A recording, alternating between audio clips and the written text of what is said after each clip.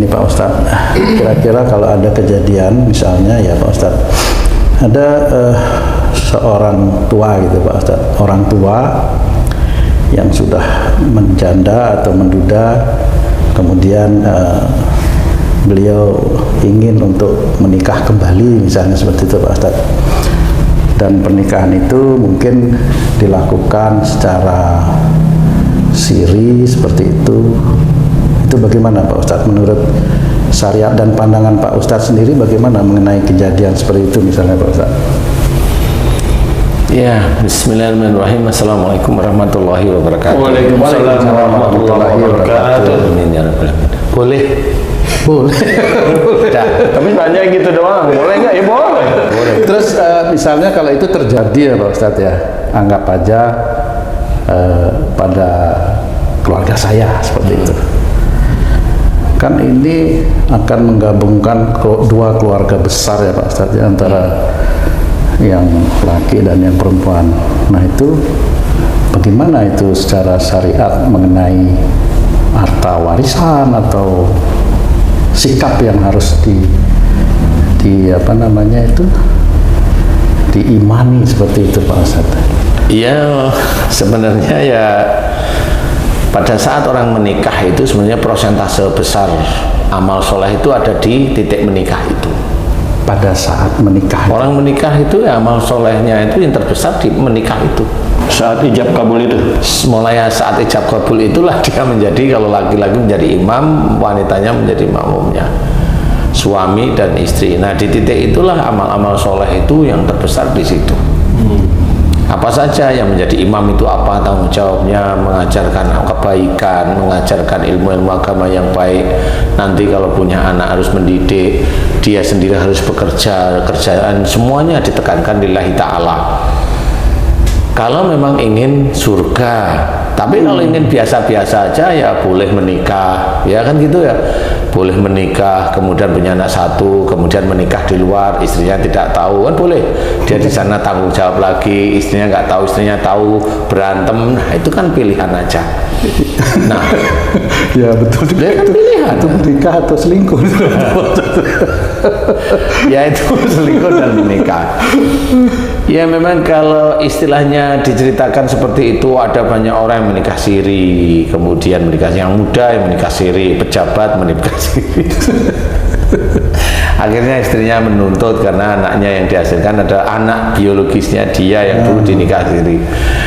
Nah memang di sini itu harus hati-hati, ya harus hati-hati bagi wanita. Nah yang harus kita ketahui adalah pada saat orang-orang yang sudah sepuh-sepuh, ibunya seseorang, ayahnya seseorang yang sudah janda, udah duda ini mau menikah gimana? Nah bagi anak-anaknya setujui aja. nah ini dia Ustaz, ini kasus sampai meninggalnya nggak disetujuin, sampai menderita, itu menjadi miris para tetangganya melihat kejadian orang itu Ustaz. Itu berdosa nggak anak-anaknya ini Ustaz? Insya Allah anaknya berdosa. Karena sebenarnya berkata aja tidak boleh kepada orang tua, berarti melawan atau melakukan sesuatu yang Menyakiti menyakiti hati orang tua. Nah orang tua yang mau menikah itu kan sebenarnya ingin hatinya tentram. Menikah itu kan untuk ketenangan hati salah satu. Nah kalau anak ini tidak mengizinkan agar ayahnya yang sudah meninggal atau ibunya sudah meninggal itu biar tidak sakit hati. Anaknya itu punya prinsip gitu, biar ayah atau ibu yang sudah meninggal itu nggak sakit hati kalau ibunya atau ayahnya menikah lagi. Padahal itu menurut nafsunya ya. Itu kan menurut nafsunya dia. Padahal yang meninggal itu juga kan Nggak tahu kalau yang pasangannya menikah lagi gitu maksudnya. Ya, secara syariat kan dibenarkan, tentunya yang meninggal juga nyetujuin sebenarnya. Ya yang meninggal itu sebenarnya juga nggak ngurusin dunia. Ya. Iya. Nah, nggak ngurusin dunia. Persoalannya lah nanti di surga itu bagaimana? Ayah suami jadi dua. Saya malah mau tanya seperti ini. Emang yakin ayah ibumu itu masuk surga? Kan gitu ya. Kan nggak perlu gitu diucapkan. Kalau memang kalau kamu bertanya, emang yakin ayah ibumu masuk surga? Lah wong kamu sendiri itu ayahmu mau nikah aja nggak boleh, kamu aja sendiri mau doain gimana? Ya nggak diterima kamu. Kenapa? Itu sudah menjadikan hati orang tuanya nggak tenang, sedih, sakit. Sampai meninggalnya ayahnya sakit hati, itu anaknya itu dosa sampai kapanpun dia akan dosa. Selama ayahnya atau ibunya mau menikah tersakiti dan ayah ibunya itu kenapa nggak berani nikah lagi, karena dia sudah ikut dengan anaknya dan anaknya diikuti tidak setuju, kan itu nyakitin sebenarnya. Orang tua yang seperti itu dia pasti sakit hati walaupun tidak ngomong, dia hatinya sakit. Anaknya merasa menang karena orang tuanya ikut dia. Kalau saya jangan. Yang seperti itu adalah arogan, egois seperti itu. Jangan lakukan pada orang tua kita. Nah, Ustadz, yang di luar kewajaran adalah secara umum nih, secara bermasyarakat yang udah lanjut, istilahnya udah sepuh untuk menikah lagi, yang mana anak-anaknya ini bingung, Ustadz. Ini sebenarnya apa yang dicari? Sebenarnya apakah ketenangan itu yang dicari, Ustadz? Ketenangan.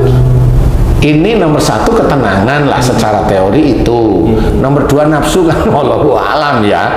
Jadi kalau memang menikah ya sudah izinkan aja, itu anak soleh atau solehat ya begitu itu. Bukan dihalang-halangi agar tidak menikah. Itu sebenarnya. Jadi untuk menenangkan hatinya nggak ada masalah. Kalau udah tua itu begitu. Coba anaknya itu dia punya suami atau dia punya istri. Coba pasangannya jauh dari dia, nyari nggak dia? Nyari, karena anaknya juga butuh ketenangan. Lu kok gitu, orang tuanya yang lahirin dia, yang hamil ngandung dia, yang lahirin dia, yang menyusui dia, yang mendidik dia, yang kadang itu harta yang diberikan hanya cuma nasi tiap pagi, siang, sore, ngajak ngelencar, itu memang cukup untuk membahagiakan hatinya? Enggak cukup. Jangan dihalang-halangi lagi. Enggak ada masalah, insya Allah enggak ada masalah. Jangan berpikir nanti ibuku nggak ketemu sama ayahku lagi di surga. Lu, saya malah mau tanya, emang tahu kalau ibu sama bapaknya mau masuk surga? Udah tahu kan gitu ya. Nggak boleh. Lah wong kamu ngelarang itu sudah jalan neraka itu sebenarnya. Aduh. Itu ngelarang itu sudah jalan menuju neraka. Sholatnya dihabiskan dengan sakit hati orang tuanya. Habis itu sholatnya karena orang tuanya sakit hati. Nah, kalau anak yang udah berlaku seperti itu, terus dia bertobat gimana caranya? Dia tinggal tobat mohon ampun. Tapi tobatnya setelah orang tuanya meninggal semua lah ya. Ya itu terserah Allah mau diampuni apa enggak kan gitu. Intinya pada saat tobat atau belum tobat, ayahnya atau ibunya yang mau nikah dilarang sama dia kan sakit hati. Bisa nggak dia tahu sakit hatinya itu besarnya seberapa? Nggak bisa. Itu sama kalau boleh saya cerita. Kalau kamu dulu itu kecil, bayi, ayahmu jengkel, kamu dibuang dan dibiarin. Itu baru 1 hari loh itu. Nah itu sakit hati itu bertahun-tahun itu kan nyimpen sebenarnya. Nyimpan, dan bisa nggak itu dilunasi dengan tobatnya? Wallahu alam, saya nggak ngerti bisa atau tidaknya. Tapi nyimpan mana? Itu neraka yang disiapkan untuk anaknya tuh. Iya. Sama seperti kalau mau punya istri nyakitin hati suami, itu disiapin itu neraka. So, gitu. Pak Ustadz, ini agak ngeri juga nih. Bagaimana itu cara untuk menciptakan satu ketenangan di dalam rumah tangga antara suami istri itu, Pak Ustadz? Apa yang harus dilakukan? Ketenangan, tidur. Tenang. Tidur, bangun, lihat nggak tenang, tidur lagi. Gimana itu, Pak Ustadz? Ada nggak sebenarnya ketenangan dan bahagia itu sebenarnya ada nggak di dunia antara suami istri keluarga itu sebenarnya Pak Ustadz? Sebenarnya itu ketenangan itu insya Allah bisa didapat, insya Allah ya. Kalau bahagia itu kan tergantung personalnya saja.